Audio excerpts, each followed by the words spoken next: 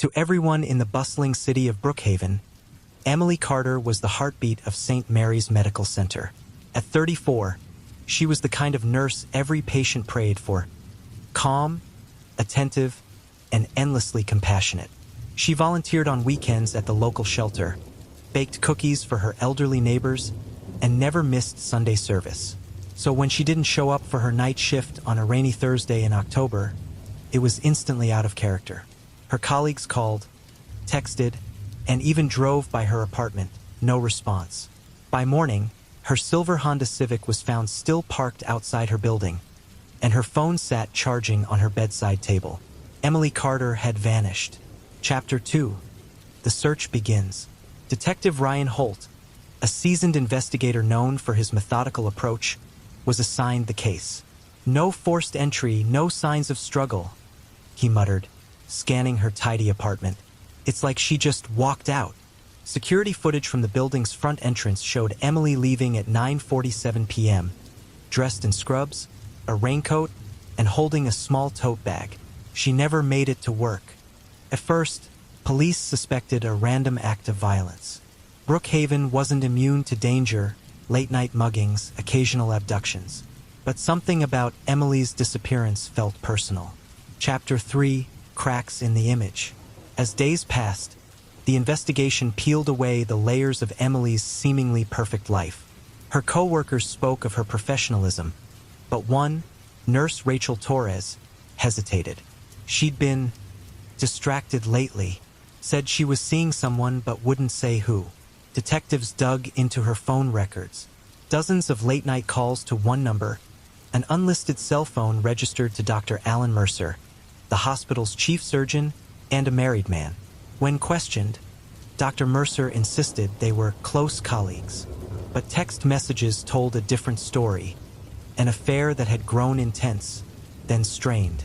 The last message from Emily to Mercer, sent the night she vanished, read, "You can't hide forever, Alan. I deserve the truth." Chapter 4. A body in the river. 2 weeks later, joggers discovered a woman's body tangled in debris along the Hudson River, miles downstream. The autopsy confirmed what Brookhaven feared. Emily Carter was dead. Cause of death: blunt force trauma to the head. Detective Holt replayed the evidence. The texts, the secret meetings, the tension. Mercer's alibi? He'd been at home watching TV with his wife, Caroline. Security footage from their gated neighborhood confirmed his car hadn't left. Still, something gnawed at Holt. The crime felt calculated. Not a crime of passion, but cover-up. Chapter 5. The Wife's Secret.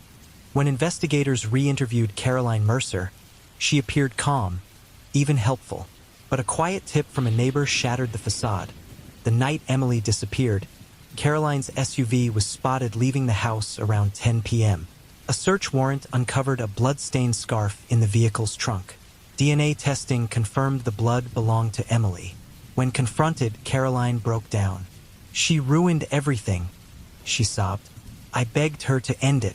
She laughed, said he'd leave me. Caroline had lured Emily out that night under the pretense of talking woman to woman. When the confrontation turned heated, rage took over. One impulsive swing and Emily was gone. Panicked, Caroline dumped the body and returned home before her husband noticed she was gone. Chapter 6. The Truth Unraveled. When Dr. Mercer learned the truth, he didn't defend his wife. Instead, he confessed to knowing she'd done it and helped cover up evidence to protect their family's reputation. Both were charged, Caroline with second-degree murder, Alan with obstruction of justice. At the sentencing, Detective Holt watched Caroline as the verdict was read. No tears, no emotion, just quiet resignation. Epilogue: the hollow silence. The city of Brookhaven eventually returned to its rhythm, but the echoes of Emily Carter's disappearance lingered. Her colleagues still set flowers at her old locker every October. Detective Holt, years later, would still revisit her case file, not because it was unsolved, but because it reminded him how monsters don't always lurk in the dark. Sometimes, they sit beside us in daylight, smiling, civilized, and convinced that love justifies everything.